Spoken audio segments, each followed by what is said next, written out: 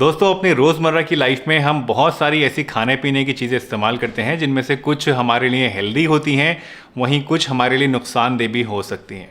लेकिन क्या आप जानते हैं कि कुछ ऐसी चीज़ें भी हैं खाने पीने की जो कि हमारे लिए टॉक्सिक हो सकती हैं, जहरीली हो सकती हैं और किसी किसी केस में मौत का कारण भी बन सकती हैं। हाय एवरीवन, मेरा नाम डॉक्टर सलीम जैदी है। मैं एक आयुर्वेदिक और यूनानी मेडिसिन एक्सपर्ट हूं और मेरा मिशन है आपको सही रास्ता दिखाना, सही तरीके से गाइड करना, जिससे कि आप एक हेल्दी और डिजीज़ फ्री लाइफ जी सकें नेचुरल चीज़ों की मदद से। और इसी क्रम में आज इस वीडियो के ज़रिए मैं आपको बताने वाला हूं 5 ऐसी खाने पीने की चीज़ें जो कि आपके लिए टॉक्सिक हैं और जहरीली हैं और इनसे आपको हर कीमत पर बचना चाहिए। तो चलिए बिना किसी देरी के इस वीडियो को शुरू करते हैं और जानते हैं इन 5 चीज़ों के बारे में पूरी डिटेल से।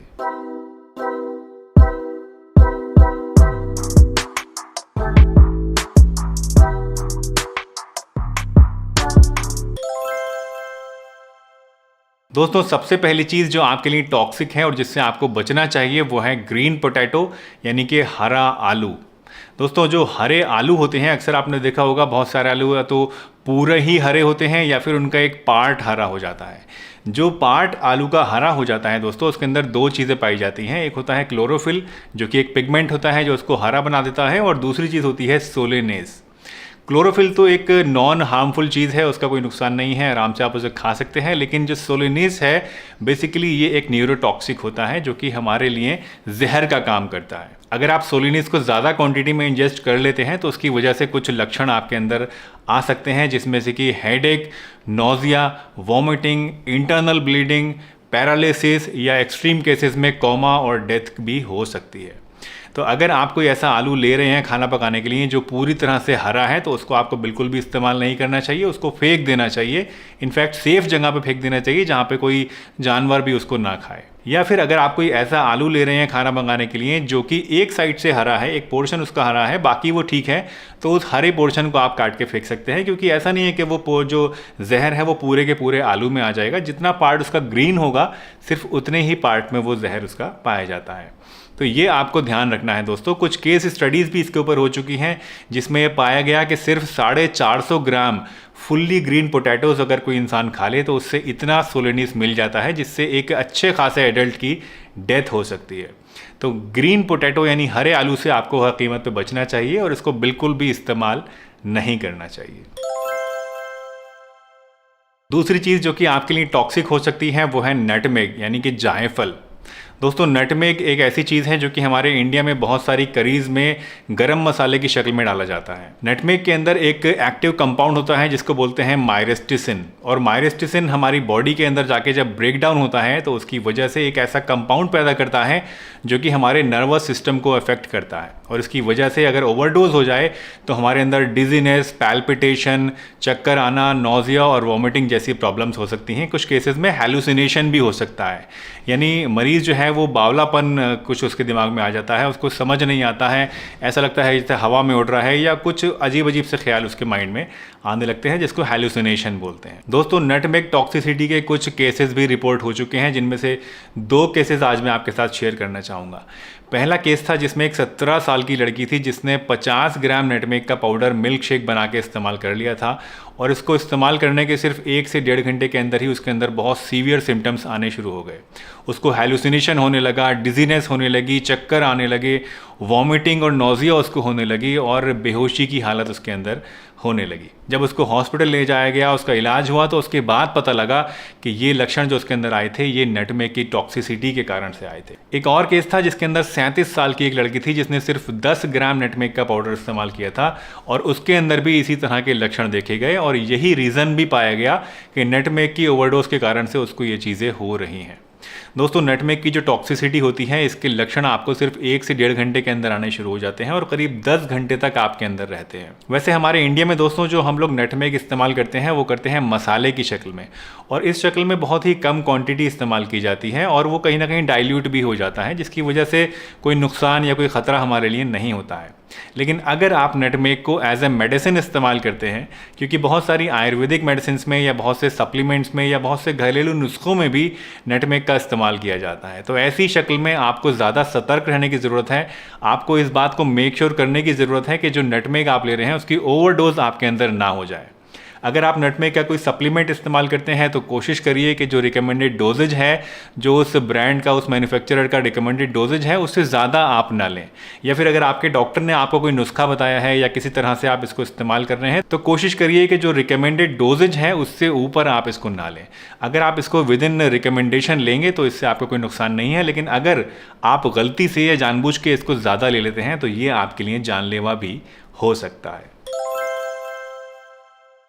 दोस्तों, तीसरी टॉक्सिक चीज़ जो आपको नहीं खानी चाहिए वो है बिटर आमंड्स, यानी कि कड़वे बादाम। मार्केट में दो तरह के बादाम मिलते हैं, एक होते हैं स्वीट आमंड्स और एक होते हैं बिटर आमंड्स। आमतौर पे जो ग्रोसरी स्टोर्स में मिलते हैं वो स्वीट आमंड्स ही होते हैं, जो कि पूरी तरह से सेफ़ होते हैं, कोई नुकसान इनका नहीं होता है। लेकिन कभी कभी क्या होता है, इन स्वीट आमंड्स के साथ साथ बिटर आमंड्स भी मिक्स कर दिए जाते हैं और बिटर आमंड्स टॉक्सिक होते हैं। बिटर आमंड्स के अंदर एक टॉक्सिक सब्सटेंस पाया जाता है जिसको बोलते हैं हाइड्रोजन साइनाइड। और साइनाइड, जैसा कि आप जानते हैं, दुनिया का सबसे खतरनाक पॉइजन होता है। इसकी थोड़ी सी भी क्वांटिटी हमारी मौत के लिए काफ़ी होती है। बिटर आमंड्स की टॉक्सिसिटी को जांचने के लिए कुछ केस स्टडीज़ भी हो चुकी हैं, जिसमें ये पता चला कि 6 से लेके 10 बादाम भी अगर आप खा लें कड़वे, तो वो आपके अंदर सीरियस पॉइजनिंग होने के लिए काफ़ी होते हैं। और अगर इससे ज़्यादा आप खा लें, 20 बादाम खा लें, 25, 30, 50 बादाम अगर आप खा लें, तो इससे आपको इतनी ज़्यादा टॉक्सिसिटी हो जाती है कि इससे डेथ भी हो सकती है। और अगर आप कोई बच्चे हैं या आपकी वेट कम है, आप अंडर वेट हैं, दुबले पतले हैं, तो उस केस में आपके लिए ख़तरा और भी ज़्यादा बढ़ जाता है, क्योंकि ऐसे केसेस में कम क्वांटिटी भी काफ़ी ज़्यादा टॉक्सिक आपके लिए हो सकती है। इसलिए आपको हमेशा कोशिश करनी चाहिए कि अगर थोड़ा सा भी कड़वा बादाम है तो उसको आपको नहीं खाना है, और हमेशा अच्छी क्वालिटी का, अच्छे ब्रांड का और अच्छे स्टोर से स्वीट आमंड्स लेने हैं जिसमें कड़वे बादामों की मिलावट ना हो। चौथी टॉक्सिक चीज़ जो कि आपको इस्तेमाल नहीं करनी चाहिए वो है under cooked red kidney beans, यानी ऐसी राजमा जो कि पूरी तरह से पकी नहीं हो। राजमा के अंदर लेक्टिन होता है दोस्तों, और लेक्टिन अकॉर्डिंग टू FDA एक टॉक्सिक सब्सटेंस है जो कि हमारे अंदर बहुत सारे अलग अलग तरह के टॉक्सिक लक्षण पैदा कर सकता है, जिनमें से कि बहुत ही कॉमन है एब्डोमिनल पेन, नोजिया और वॉमिटिंग, और एक्सट्रीम केसेस में डेथ। दोस्तों, लेक्टिन जो कि राजमा के अंदर पाया जाता है, ये पकने के बाद पूरी तरह से ख़त्म हो जाता है। तो आमतौर पे जो हम राजमा को पकाते हैं तेज़ आंच पे, तो उसकी वजह से ये सब्सटेंस ख़त्म हो जाता है और हमें कोई नुकसान नहीं होता है। लेकिन अगर किसी कारण से राजमा पूरी तरह से नहीं पक पा रही हैं या कच्ची ही हम उसे खा लेते हैं, तो उसकी वजह से बहुत सारे सीरियस साइड इफ़ेक्ट्स हमारे अंदर देखे जा सकते हैं। कुछ केस स्टडीज़ हो चुकी हैं राजमा के ऊपर, जिसमें पाया गया कि सिर्फ 5 से 6 दाने कच्ची राजमा के खाने से आपके अंदर बहुत ज़्यादा सीरियस साइड इफ़ेक्ट्स हो सकते हैं, बहुत ज़्यादा सीरियस टॉक्सिसिटी हो सकती है। तो इसलिए जब भी आप राजमा को पकाते हैं, कोशिश करिए पहले उसको 1 से 2 घंटे के लिए पानी में आप भिगो दीजिए, और उसके बाद तेज़ आंच में उसको तब तक पकाइए जब तक वो पूरी तरह से गल ना जाए, पूरी तरह से खाने लायक ना हो जाए। थोड़ी सी भी कच्ची अगर आपकी राजमा रह जाती है तो उसके अंदर ये लेक्टिन नाम का सब्सटेंस बाकी रह जाता है, और ये आपके अंदर टॉक्सिसिटी पैदा कर सकता है।